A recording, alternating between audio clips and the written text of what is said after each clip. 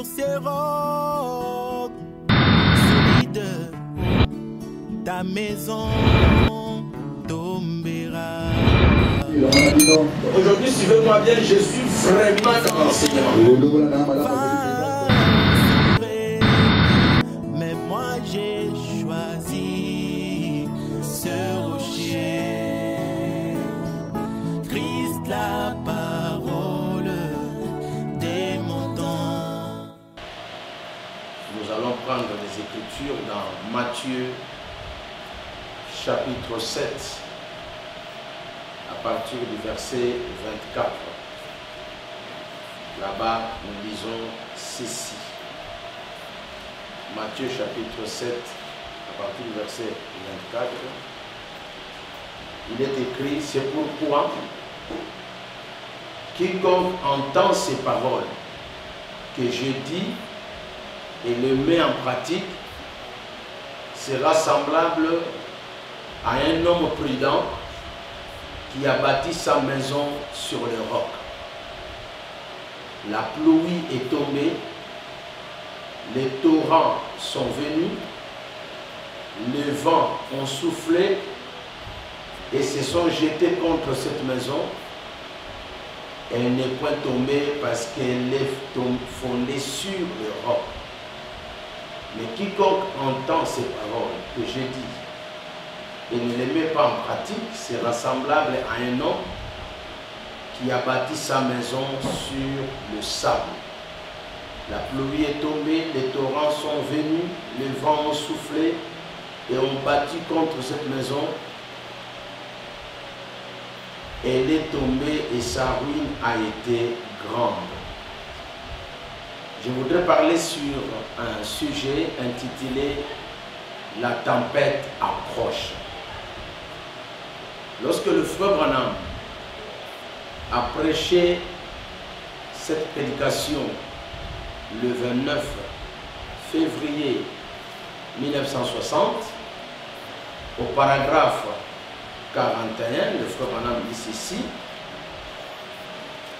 la tempête approche, le 29 février 1960, paragraphe 41. Jésus parlait ici d'une tempête qui approche et qui doit frapper chaque homme et chaque femme qui est dans ce monde.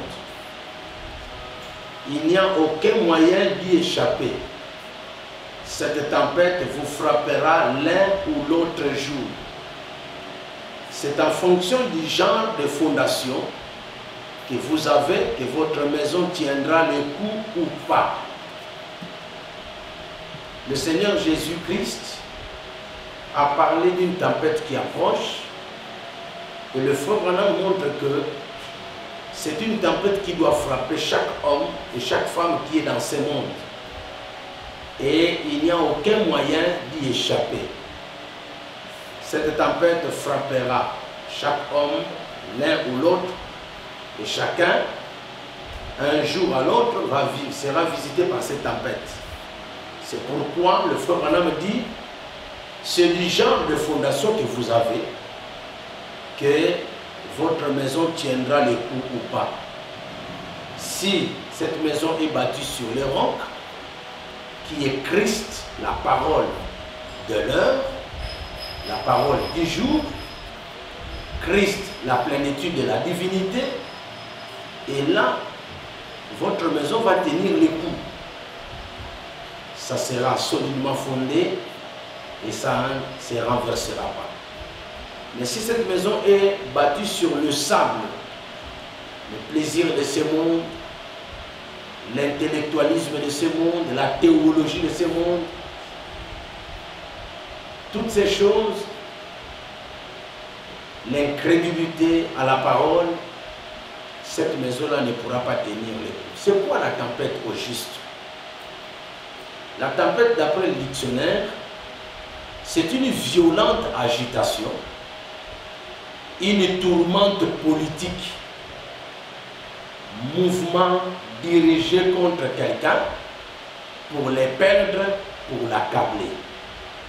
C'est ça la tempête. Maintenant que la tempête va approcher, donc, le monde sera visité par une violente agitation, par des tourmentes politiques, des mouvements dirigés vers les individus. Lorsqu'on parle par exemple des pandémies, des épidémies, ce sont des choses, des mouvements démoniaques qu'on appelle des maladies qui sont créées sous forme de maladies, mais ce sont des mouvements qui sont dirigés contre des personnes, contre les animaux, contre la nature, pour déstabiliser la nature ou l'accabler ou la perdre. Le monde a connu plusieurs mouvements, plusieurs violentes agitations, et il y en aura qui vont venir de mal en pire. Donc ça montre que si aujourd'hui il y a des choses qui se passent, ces choses-là viennent parce qu'il y a une tempête qui approche. Ce sont des signes précurseurs. Et le frère Branham dit que lorsqu'on sait qu'il y a une tempête qui approche, Branham dit au paragraphe 42, beaucoup de vies ont été épargnées grâce aux dispositions prises en vue des tempêtes. Beaucoup de vies ont été épargnées à cause des dispositions prises. Et nombre de vies ont été perdues pour avoir négligé l'avertissement sur les tempêtes qui approchent. Donc, même si on sait qu'il y a la tempête qui approche, mais dans un premier temps, les hommes prudents, ils veillent d'abord sur les dispositions qui ont été prises en vue de ces tempêtes. Pour épargner les gens, il y a des dispositions. Et il y a des avertissements. La tempête ne peut pas tomber si au préalablement il n'y a pas d'abord de dispositions qui ont été prises pour épargner les gens. Et ceux qui ne se laisseront pas épargner, qui ne se laisseront pas avertis, ils vont perdre leur vie. Le frère Branham l'explique au paragraphe 62. Il dit, regardez, lorsque Dieu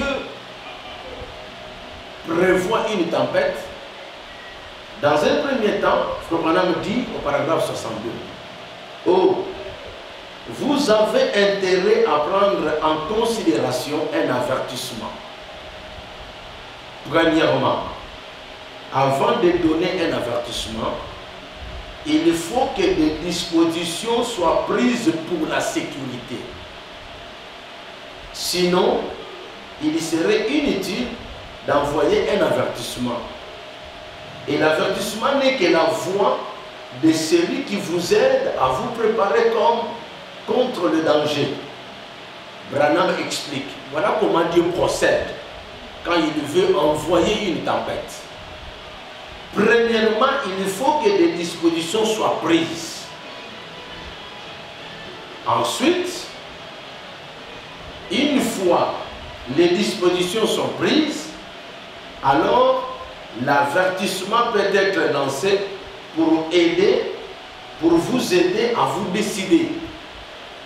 Vous êtes libre d'écouter cela ou de refuser. Si vous refusez de l'écouter, eh bien c'est votre affaire. Si vous l'écoutez, vous êtes en sécurité. Branham dit, il y a trois choses qui marchent ensemble. Premièrement, Dieu prend des dispositions en vue de la tempête qui approche. Ensuite, il donne des avertissements. Il lance des avertissements pour sécuriser son peuple. Les dispositions sont prises en vue de sécuriser le peuple de Dieu. Quelles sont les dispositions que Dieu prend? Avant que la tempête ne vienne, Dieu met d'abord un dispositif. Avant même de donner l'avertissement, l'avertissement vient en deuxième position. En première position, Dieu place des dispositifs. Quels sont les dispositifs que Dieu prend? Le frère Branham me dit que Dieu a répandu le monde, a réparti le monde par rapport aux âges, aux périodes. On parle des jours de Noé, on parle des jours de sortie des enfants d'Israël. Le Seigneur Jésus parlait du temps de Ninive. Tout cela c'est pour montrer des époques. Et dans chaque époque, Dieu a pris des dispositions, c'est-à-dire, il prévoit un homme prédestiné en qui cet homme-là, Dieu va l'utiliser pour une époque. Cet homme-là fait partie des dispositions de Dieu pour la sécurité du peuple. Deuxièmement, Dieu promet cet homme, la venue de cet homme. Il promet, comme Moïse était une promesse, qu'un libérateur viendrait. Comme Jésus-Christ était une promesse. Comme William Branham, c'est aussi une promesse selon Malachie chapitre 4, versets 5 à 6. Avant que le jugement de l'Éternel arrive, Malachie chapitre 4, 5 à 6, voilà les dispositions que Dieu a prises. Il est dit, dans Malachie 4, verset 1, voici le jour vient, c'est le jugement, ardent comme une fournaise. Tous les auteurs et tous les méchants seront comme du chaume. Les jours qui viennent les embrassera, dit l'Éternel des armées. Ça, c'est le jour du jugement. Mais voici les dispositions que Dieu a prises. Il est dit, verset 5, voici, je vous enverrai Élie le prophète, avant que les jours de l'Éternel arrivent. Ces jours grands et redoutables. Le Seigneur prend des dispositions dans sa préscience. Quand il a vu le temps de la fin, il savait qu'il y a un jugement qui frappera le monde. Alors il prend des dispositions pour la sécurité de son peuple. Il promet Malachie 4, c'est-à-dire le prophète Élie doit venir premièrement avant le jour de l'Éternel, avant que ce jugement ne tombe. Jésus-Christ a même parlé de ces Élie qui devaient venir avant le jour de l'Éternel. Il dit ceci dans Matthieu chapitre 17, verset 11. La Bible nous dit ceci. Il répondit, il est vrai que Élie doit venir et rétablir toutes les choses. Ici, il n'est pas question d'Élie qui était déjà venu. Il parle d'Élie qui doit venir et rétablir toutes les choses. Le rétablissement de toutes les choses va se faire par Élie qui doit venir. Et l'apôtre Pierre, qui a été bien enseigné par Jésus-Christ, à qui Jésus a dit, enseignez-leur tout ce que je vous ai prescrit. Écoutez ce qu'il dit dans le livre des Actes des Apôtres, chapitre 3. Nous lisons ceci à partir du verset 20. Il est dit, 19 d'abord. Actes chapitre 3, verset 19 à 21.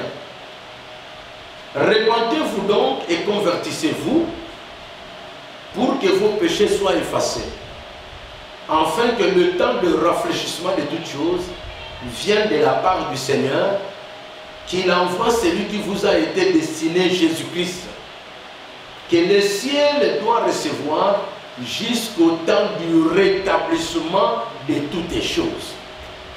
Matthieu chapitre 17 nous dit, Élie doit venir rétablir toutes les choses. Et l'apôtre Pierre dans Actes est en train de montrer que Jésus ne peut pas venir. Le ciel doit le retenir là-bas jusqu'à ce que toutes les choses soient rétablies. Et qui va rétablir toutes choses? Malachie chapitre 4 nous dit, c'est Élie le prophète qui viendra au temps de la fin. C'est lui qui a la mission, le mandat, le ministère, l'onction pour le rétablissement de toutes les choses. Ce sont les dispositions que Dieu prend. Et Dieu, dans ces dispositions, il promet, il prédestine un prophète, il promet ses prophètes, il prépare ses prophètes. Lui-même les prépare pour la mission qu'il doit accomplir et il équipe ces prophètes-là. Il va l'équiper pour qu'il puisse remédier à la situation. Et le frère Branham dit que le message du temps de la fin, c'est ce qui doit résoudre le problème du temps de la fin. Donc si un problème surgit au temps de la fin, la solution se trouve dans le message du temps de la fin. Parce que c'est là où Dieu a placé l'onction des solutions. Je continue un peu à lire le frère Branham. Je suis toujours dans la même prédication au paragraphe 63. Dieu procède de la même façon. Ainsi, nous agissons, nous, selon la méthode de Dieu. Dieu, au commencement, quand le monde antédiluvial, c'est-à-dire le monde du temps de Noé, quand les gens étaient devenus si méchants et si pécheurs, et que Dieu ne pouvait pas regarder cela, rester juste. Dieu est juste. Il a des lois. Quand on brise ces lois, quand on brise une loi et qu'on n'en accure aucune peine, ce n'est pas une loi. On ne peut pas briser les lois de Dieu sans devoir payer pour cela quelque part. Vous devez le payer. La Bible dit, sachez que votre péché vous atteindra. Donc ici, Dieu a sa manière de faire les choses. Quelle est la manière de Dieu? Quelle est la loi de Dieu avant de frapper? Avant que Dieu ne frappe, Dieu a un principe. Quel est ce principe? Je vais vous lire ce principe dans le livre d'Amos, chapitre 3, verset 4. Je commence à partir du verset 5. L'oiseau tombe-t-il dans le filet qui est à terre sans qu'il y ait un piège? Le filet s'élève-t-il de la terre sans qu'il y ait rien de pris? Sonne-t-on de la trompette dans une ville sans que le peuple soit dans l'épouvante? Arrive-t-il un malheur dans une ville sans que l'Éternel en soit l'auteur?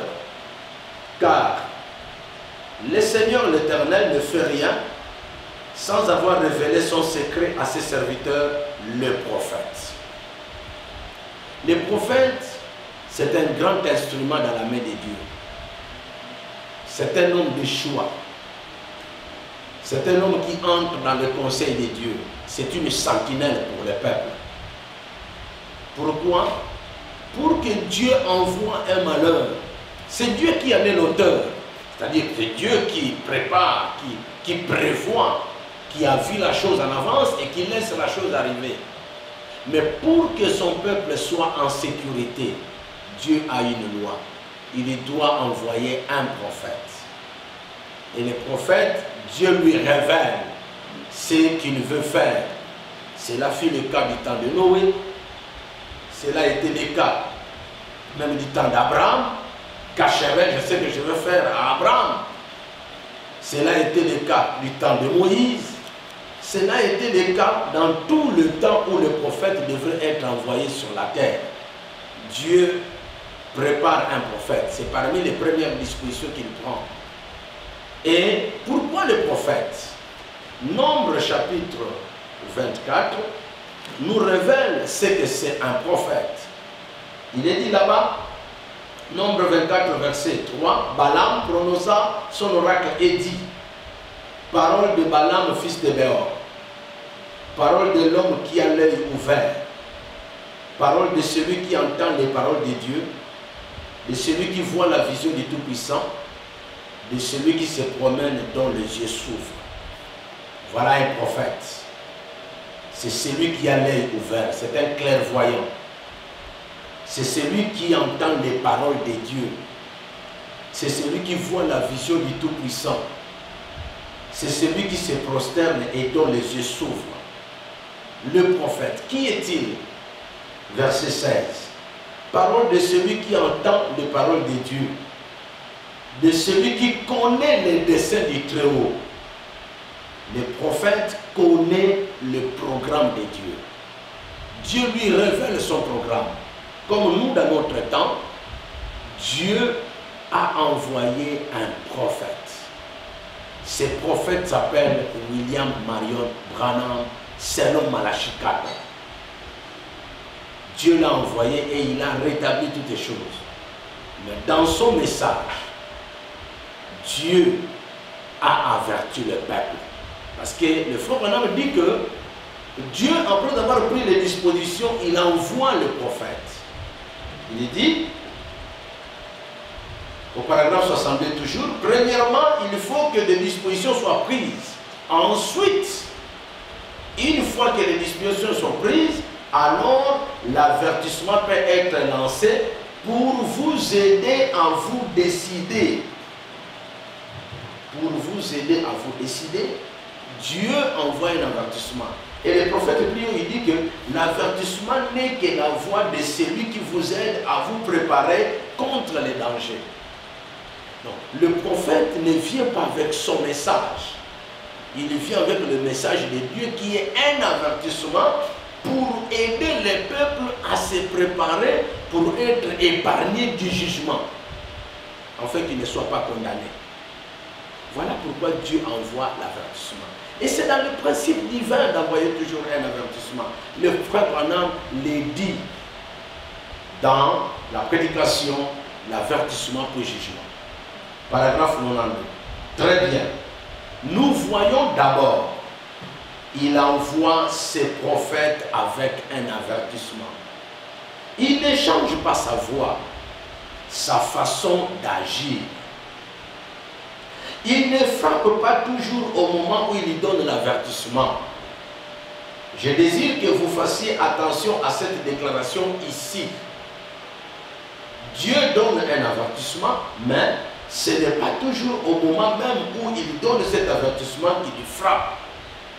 Avez-vous remarqué cela? Et puis, quand il ne frappe pas au moment où il envoie un avertissement, on se moque alors du prophète.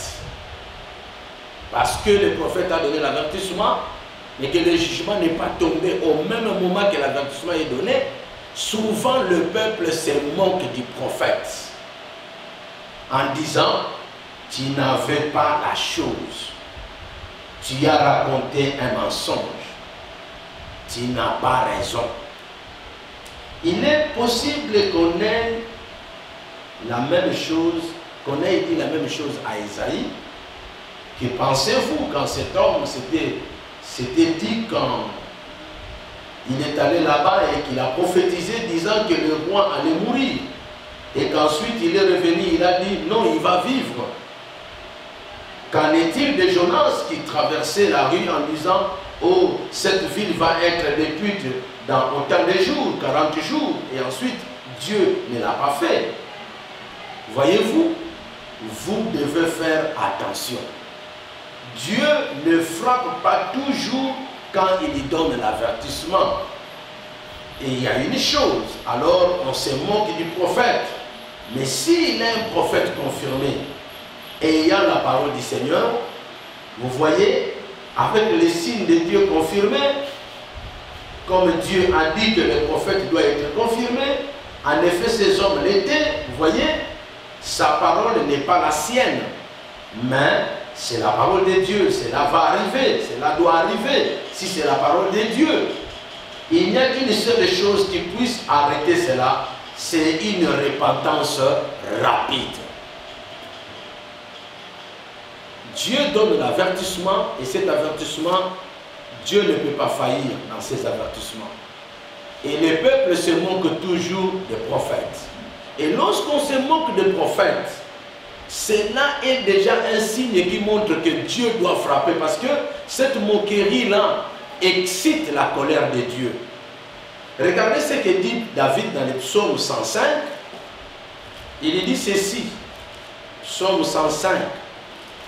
Là-bas, David dit, je prends le verset 14 à 16, psaume 105, il dit, mais il ne permit à personne de les opprimer, et il châtia même des rois à cause d'eux. Ne touchez pas à mes oins, et ne faites pas de mal à mes prophètes.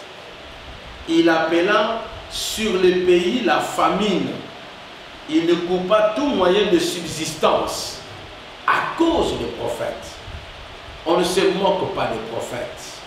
Les prophètes sont toujours ainsi. Maintenant, les prophètes de notre temps, a donné parmi les avertissements qu'il a donnés, il a parlé des maladies qui devaient venir. Il a montré qu'au temps de la fin, les maladies seront un signe d'avertissement. Et des maladies, pas de moindre, des épidémies et des pandémies. Je lis Frère Branham dans la prédication « L'attitude et qui est Dieu ?» prêché le 15 août 1960. Je prends le paragraphe 8. Là, le Frère Branham dit ceci. Accorde au Seigneur que quelque chose soit dit ou fait ce soir qui fera que le rebelle vienne à Christ. En effet, nous croyons et nous pressentons que des grands jugements planent sur ces pays. Plusieurs pays, alors il parle de plusieurs pays. Des grands jugements planent sur ces pays.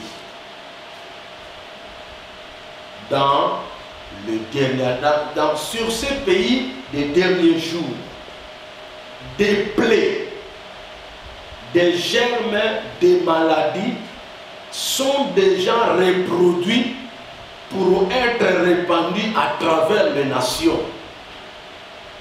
Des germes, des maladies sont déjà reproduits, donc préparés. Et pour être répandus à travers des nations. Aucun médecin ne sait même pas comment maîtriser cela. Oh Dieu, il nous faudra donc croire dans la guérison divine. Comme les nations reproduisent les germes, les accumulent pour les larguer par des bombes. Et des milliers en mourront dans l'espace d'1 heure. Le frère Branham avait déjà vu cette situation que nous traversons. Le frère Branham nous a même donné la solution. Il dit, vous les croyants, retenez, il y a des germes de maladies qui sont reproduits. Même si ce n'était pas encore mis dans le laboratoire, mais Dieu savait qu'il y aura des gens qui viendront avec l'intelligence souillée pour tuer leurs frères. Et le frère Branham même dit que ce sera l'esprit de la magie qui va faire ça. Dans la prédication, la divinité de Jésus-Christ. Le frère Branham dit au paragraphe 80, divinité de Jésus-Christ, paragraphe prêché le 25 décembre 1949. Il dit ceci au paragraphe 80, j'ai dit ça pour vous aider, je vais bientôt terminer, supportez-moi un peu. Il dit ceci, c'est très capital ce que je dis, pour que les gens sachent que la solution, même si les gens vont inventer des vaccins, même s'ils vont produire des médicaments, mais la guérison divine ne peut pas être mise de côté.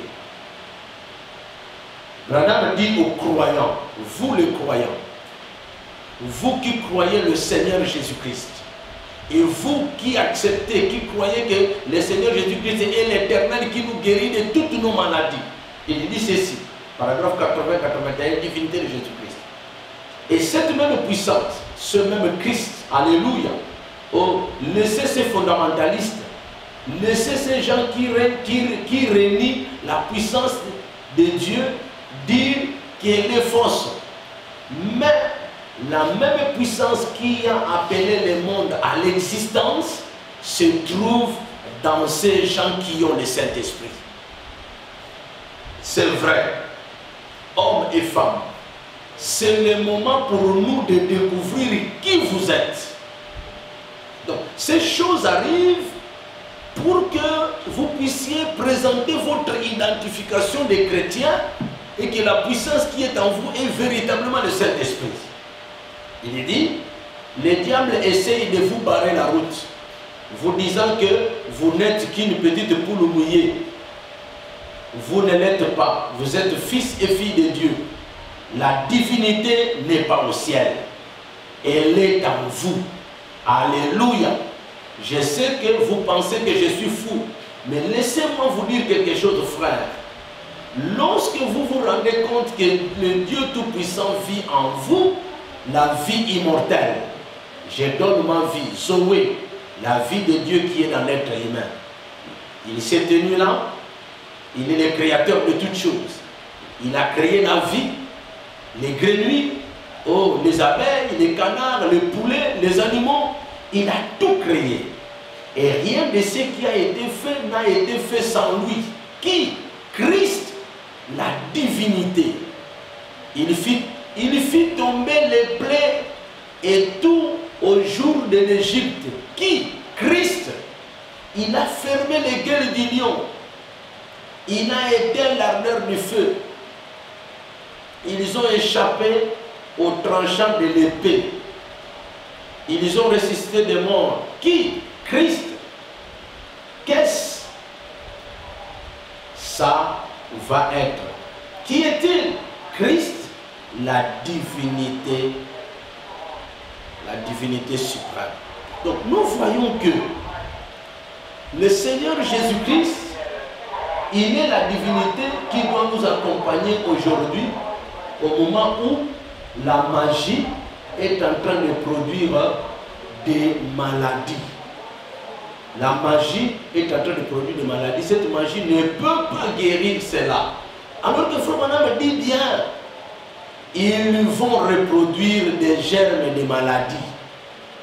Ils vont larguer cela comme des bombes pour détruire les gens en une heure. Et aucun médecin ne saura trouver des médicaments, ne saura remédier à cela. La magie. Frère Branham appelle ça la magie. Je dis cela pour vous aider parce que vous allez dire, mais où est-ce qu'il a dit ça?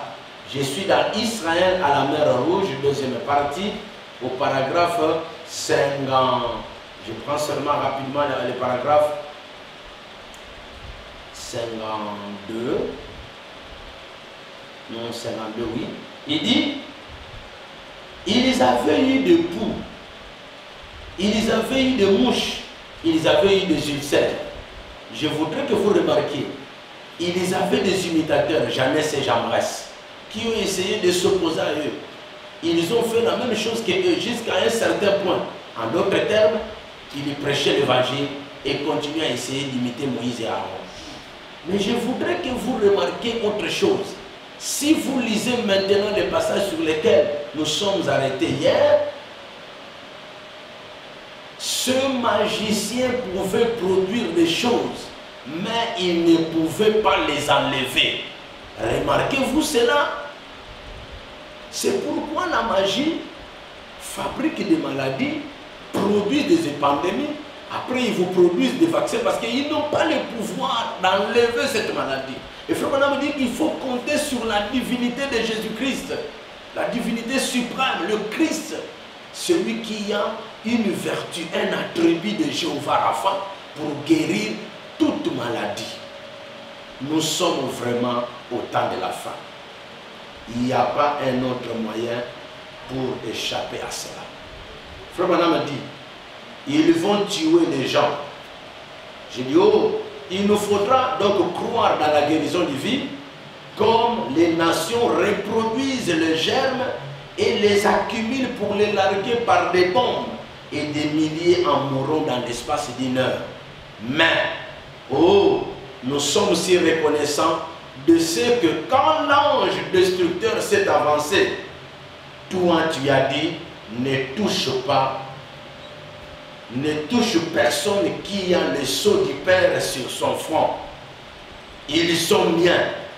Oh, nous sommes si contents ce soir d'être sous le sang, protégés et en sécurité, comme Israël autrefois. Ils avaient mis le sang sur le linteau de la porte et sur les poteaux de la porte, les signes de la croix.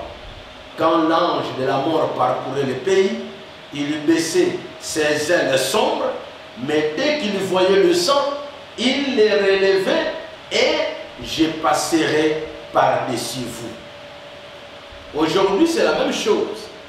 L'ange de la mort est en train de frapper partout. Il y a une peur bleue sur le visage des gens qui ne savent que faire. Ils sont en train de paniquer, ils sont en train de s'agiter, mais l'espérance des chrétiens réside dans les promesses de Dieu.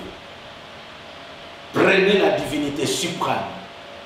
Souvenez-vous, lorsque Jésus-Christ s'approchait des malades, il y disait, tantôt il disait, ton péché a été pardonné, la maladie part. Tantôt il disait, ta foi t'a sauvé, la maladie s'en va. Tantôt il disait, tu es guéri. Donc, la repentance marche de pair avec la guérison divine. La confession marche de pair avec la guérison divine. Pendant ces moments, celui qui veut sauver sa peau, il veut sauver sa vie, la vie de sa famille, il doit apprendre à se repentir sincèrement avec Dieu, devant Dieu. Il doit s'humilier, reconnaître ses fautes, ses erreurs, son incrédulité, pour que l'ange de la mort, l'ange de la destruction, ne puisse pas le frapper. Je termine avec cette citation. Toujours l'attitude qui est Dieu. Paragraphe 9. Attendant, l'agneau de sacrifice est immolé. Les magiciens font des holocaustes. Ils font des offrandes humaines. Ils font des holocaustes humains, des sacrifices humains.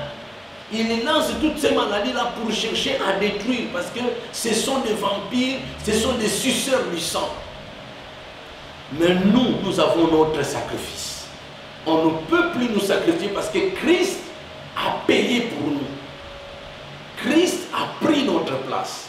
Christ a été jugé, condamné, sacrifié par les Romains et le pharisien, le religieux et la politique de son temps. Et Christ a payé pour cela. C'est pourquoi Frère Branham me dit, l'agneau de sacrifice est immolé. Nous amenons son corps sous le sang et en sécurité. Oh Dieu, attendant que minuit sonne, quand l'ordre de sortir sera donné, nous allons sortir une de ces nuits pour aller à la terre promise. Nous avons le Christ, nous avons son sang, c'est lui qui est notre sécurité. Prenez Christ, ne minimisez pas son avertissement. Cet avertissement, c'est pour que vous puissiez vous mettre en ordre, c'est pour que vous puissiez comprendre qu'il y a un jugement qui arrive. Alors mettez-vous au travail de l'âme, alors mettez-vous au travail de consécration, alors mettez-vous au travail d'abandon total, humiliez-vous, confessez vos péchés, mettez-vous en ordre, croyez le message, prenez cela comme un avertissement de la voix de Dieu qui vient pour vous aider afin de vous préparer pour partir. Que Dieu vous bénisse.